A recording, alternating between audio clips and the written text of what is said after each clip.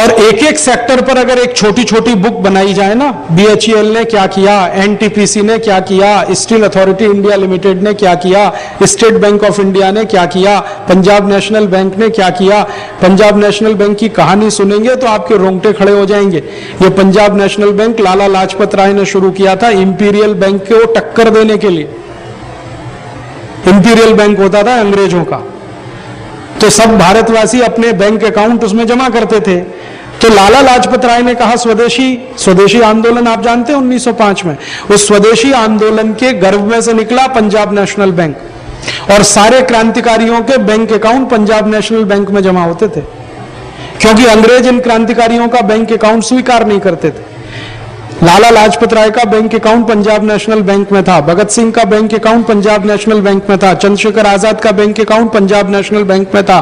चंद्रशेखर आजाद की जो संस्था थी ना, हिंदुस्तान सोशलिस्ट रिपब्लिकन आर्मी, उसका bank account Punjab national bank में था, क्योंकि अंग्रेजी बैंक इनको स्वीकार नहीं करता था। तो अंग्रेजी बैंक को टक्कर देने के लिए और भारत के क्रांतिकारियों को जरूरत पड़े तो मदद देने के लिए लाला लाजपत राय ने शुरू कराया पंजाब नेशनल बैंक। अगर ये कहानी हिंदुस्तान के घर घर में जाए तो कोई भी गर्व से कहेगा कि मेरा खाता पंजाब नेशनल बैंक में है, जिसमें भगत सिंह का खाता था। मेरा खाता पंजाब नेशनल बैंक में है, जिसमें लाला लाजपत राय का खाता था। मेरा खाता एक ऐसी बैंक में है जो भारत की आजादी के आंदोलन में मदद करने वाला बैंक रहा, पंजाब नेशनल बैंक। और कई बार तो ऐसा भी हुआ था कि पंजाब नेशनल बैंक के कर्मचारियों ने फंड्स इकट्ठे कर करके ये भगत सिंह ऊधम सिंह को दिए थे बम बनाने के लिए, पिस्तौल तमंचे चलाने के लिए, क्योंकि पैसे की जरूरत पड़ती थी। तो ऐसी बातें, साधारण बातों से लेकर विशेष बातें जो कुछ हुई हैं पिछले 10-12 वर्षों में पब्लिक सेक्टर के द्वारा, वो हम लोगों के सामने लाएं। अभी क्या होता है, एक साइडेड पिक्चर पूरे देश में प्रचारित किया जा रहा है, पब्लिक सेक्टर हरामखोर है, सफेद हाथी है, ये बर्बाद हो रहे हैं, बकवास कर रहे हैं, ये इसलिए कि इनको खत्म करने के लिए सरकार तैयार बैठी है। तो इस तरह का दुष्प्रचार हो जाए, लोग स्वीकार कर लें कि हाँ हाँ, और एक झूठ को बार बार बोलो, थोड़े दिन में सच लगने लगता है। आप रोज बोलो सफेद आती है तो जनता मान ही लेगी कि हाँ है। तो फिर जिस दिन बंद होगा जनता को कोई दुख नहीं होगा, और ये बेचारे अकेले मर जाएंगे, क्योंकि ये विरोध नहीं कर पाएंगे, अकेले उतनी दम नहीं। तो मेरा ऐसे मन में आता है कि हिंदुस्तान के साधारण लोगों को एजुकेट करने के लिए कम से कम पब्लिक सेक्टर के बारे में छोटी छोटी बातें, साधारण बातें पहुंचाई जाएं लोगों के पास। जैसे आज हिंदुस्तान में 76,000 मेगावाट बिजली बन रही है। आजादी मिली थी तो मुश्किल से 6,000 मेगावाट बिजली बनती थी, वो भी मुश्किल से। तो ये 76,000 मेगावाट बिजली किसने दिया इस देश को बना के? अमेरिका की कंपनी ने, इंग्लैंड की कंपनी ने, भारत की कंपनी ने, NTPC या स्टेट की जो पावर कंपनियां हैं राज्यों की, उन्होंने दिया। और 1 लाख मेगावाट की कैपेसिटी है, 2-3 साल में आ जाएगा वहां तक, वो भी उन्होंने दिया। एनरॉन एक विदेशी कंपनी आया था, 1 मेगावाट अभी तक हिंदुस्तान को नहीं दे पाया। इतने साल से तमाशा चल रहा, लोगों को ये मालूम होना चाहिए। ऐसे ही हिंदुस्तान के 3 लाख गांव में पीने के पानी की जो व्यवस्था आज तक हो पाई है, आप जानते हैं इसमें फंड्स किसके इस्तेमाल हुए हैं? LIC के, GIC के। गांव में पीने के पानी की व्यवस्था में LIC, GIC के पैसे का इस्तेमाल हुआ है, सरकार के पैसों से नहीं है, माने सरकार के बजट के खर्चे में से नहीं आए। ऐसे ही इतनी 14,000 किलोमीटर सड़कें हिंदुस्तान के पब्लिक सेक्टर के भारत सरकार को दिए गए मुनाफे में से 14,000 किलोमीटर की सड़कें बनी है। रेलवे का इतना बड़ा नेटवर्क बना है जो दुनिया में दूसरे नंबर का सबसे बड़ा नेटवर्क है। ये कहां से खड़ा हुआ है? कोई विदेशी कंपनी ने नहीं खड़ा किया, हिंदुस्तानी रेलवे ने खड़ा किया है। और आज उस रेलवे को गाली देके इस स्थिति में ला दिया है कि वो डिफेंसिव हो जाए, और डिफेंसिव होते चले जा रहे हैं बेचारे, और छटनी होती जा रही है, विद्रोह नहीं हो रहा पूरे देश में। तो ये बैंकों ने, बीमा कंपनियों ने, रेलवे ने, हमारे NTPC ने, हमारे तमाम दूसरे सेक्टर ने जो कुछ समाज के लिए किया है, इस पर अगर 1-1, 2-2 पन्ने का भी मटेरियल सेक्टर वाइज तैयार करें, छोटी बुकलेट बने, सरल भाषा में बने, गुजराती, मराठी, तमिल, तेलुगु में बने, स्लाइड्स बने, गांव-गांव जाकर उनको दिखाया जाए, तो ये बिल्कुल उलट जाएगा। जनता कहेगी अच्छा हमको तो मालूम ही नहीं था, हमको तो मालूम ही नहीं था, हमको तो मालूम ही नहीं था। जब मालूम होने लगेगा तो जनता को समझ में आएगा कि हरामखोर ये नेता हैं जो लगे हैं कौड़ी के भाव में पूरे देश की संपत्ति को बेचने के लिए। प्राइवेटाइजेशन के नाम पर ये क्या करने जा रहा है, मैं थोड़ी देर पहले आपको बताया। और WTO की कंडीशन में क्या करने जा रहे हैं।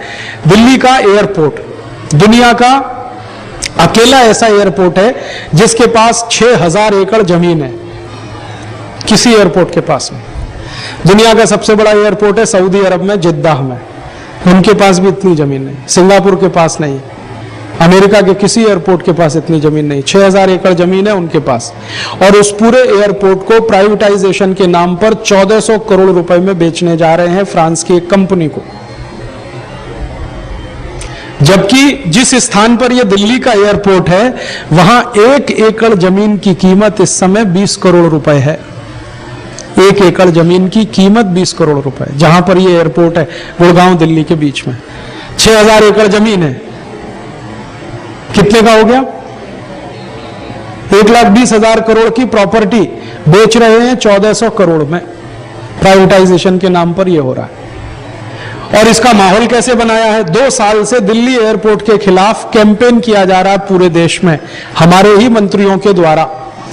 यहाँ के कर्मचारी निकम्मे हैं, ये इनएफिशिएंट है, ये ऐसा है, ये वैसा है, इसमें ये तकलीफ है, वो तकलीफ। अभी मैं थोड़े दिन पहले दिल्ली एयरपोर्ट पर एक सभा संबोधित करने गया तो मैंने वहां के जनरल मैनेजर को कहा मुझे पूरा एयरपोर्ट घुमाओ।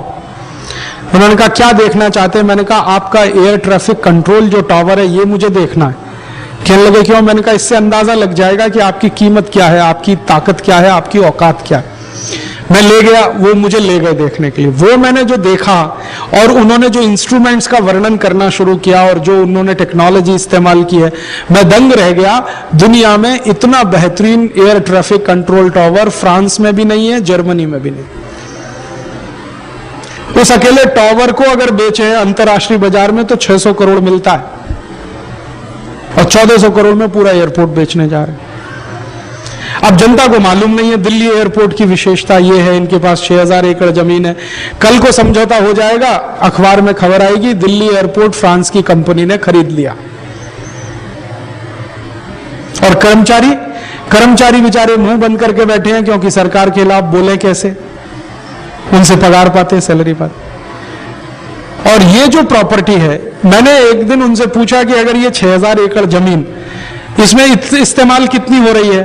तो उन्होंने कहा मुश्किल से इसमें 50-60 एकड़ जमीन इस्तेमाल हो रही है रनवे में और ये सब वगैरह, बाकी खाली पड़ी है। मैंने कहा इसमें खेती करना चालू कर दो तो साल का कम से कम 50-60 करोड़ का तो प्रोडक्शन यहां हो सकता है। तो उन्होंने कहा राजीव भाई खेती तो छोड़ो, हम यहां गोल्फ क्लब बना दें और उसमें एंट्री फीस रख दें तो साल का 1400 करोड़ तो हम इसी से कमा के दे सकते हैं सरकार को, गोल्फ कोर्स बना के। क्योंकि जितनी विदेशी फ्लाइट आती है ना, इंटरनेशनल फ्लाइट रात को अक्सर आती हैं, उनमें कई बार ऐसा होता है कि एक एक दिन वो लोग ठहरते हैं, फिर दूसरी फ्लाइट पकड़ के वो गोल्फ खेलेंगे, फीस लगा दो, साल का 1400-1500 करोड़ उसी से आ सकता है। पूरा एयरपोर्ट इतने में बेच रहे हैं, 1400 करोड़, और बिना किसी बिड के। माने कोई इंटरनेशनल टेंडर इनवाइट नहीं हुआ, कुछ नहीं हुआ, फ्रांस की कंपनी को सामने से बुला लिया। क्यों? समझौता हो गया सरकार का, कुछ लेन देन हुआ होगा उसमें। अब एक दिल्ली एयरपोर्ट बिकेगा, फिर बंबई बिकेगा, फिर सब बिकेगा। ऐसे सरकार की माने बेईमानी और हरामखोरी में देश की संपत्ति बिक रही है प्राइवेटाइजेशन के नाम पर, ग्लोबलाइजेशन। अब जनता इसमें बगावत कर सकती है जब उसको पूरी बात मालूम हो। जब मुझे पता चला दिल्ली एयरपोर्ट की वास्तविकता, मैंने दिल्ली की 4-5 मीटिंगों में कह दिया, लोगों का खून उबल गया, जी कैसे कर सकते हैं, हम देखेंगे सरकार को। अगर यही बात पूरे देश में प्रचारित हो जाए तो जनता खड़ी हो जाएगी। तो जनता के सामने कोई सरकार नहीं टिक सकती। कर्मचारियों को तो वो झुका सकते हैं, लेकिन जनता को नहीं झुका सकते।